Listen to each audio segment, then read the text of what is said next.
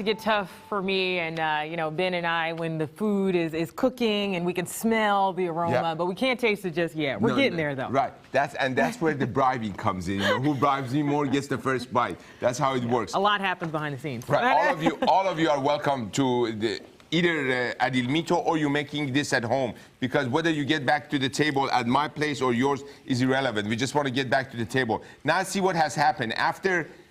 Before going to break, you remember I added a little bit of balsamic. Now for seasoning, for salt mainly, we're going to add soy sauce, and that balsamic has turned into a glaze. And to thin this out, the recipe, again, all the details, the amounts, everything is online, but everything is adapted. Unlike pastry or bakery, when you cook, you can cook with your heart and use recipe as a guideline. But if you add a little bit more than what the recipe says, it doesn't matter. Your palate is different. And I noticed that it's simmering. How long do you want it to simmer? I want it to simmer until my bell peppers and everything break up. Because at the end, I'm going to add a little bit of the raw bell pepper, so you have the crunch and then you have the flavor.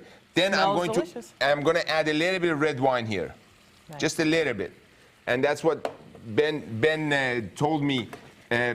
Ben gave you some tips? No. Ben asked me. Ben, I don't need no tips from Ben. Yeah.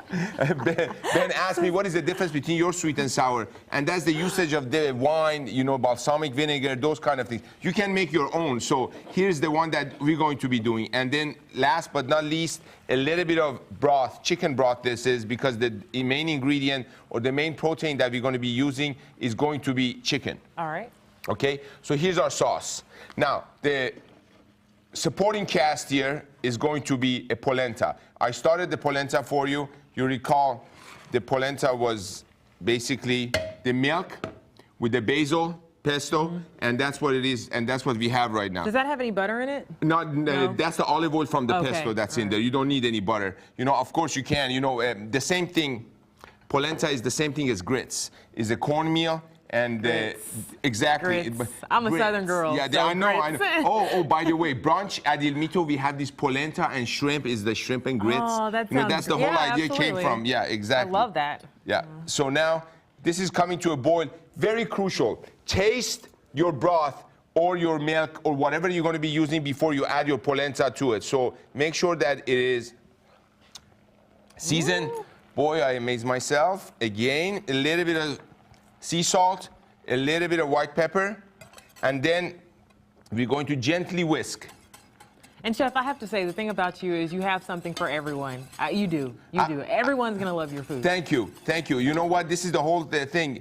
My job is to make sure that I bring you guys to the table and make sure that make it simple. So that's the difference between a lot of people that try to do a lot of complicated stuff. Well, you do a great job of getting us to the table.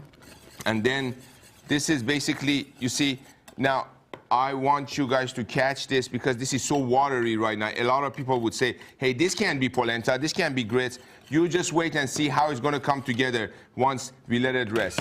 So there's our polenta, there's our sauce. The oil is heating to 375. You kind of know exactly what temperature that is when you see a shimmer on the oil. And when we come back, we're going to do the chicken, we're going to do the broccolis, and we're going to put this whole thing together. All right. And go get us some good weather, will you? It's going to be delicious. And remember, don't forget,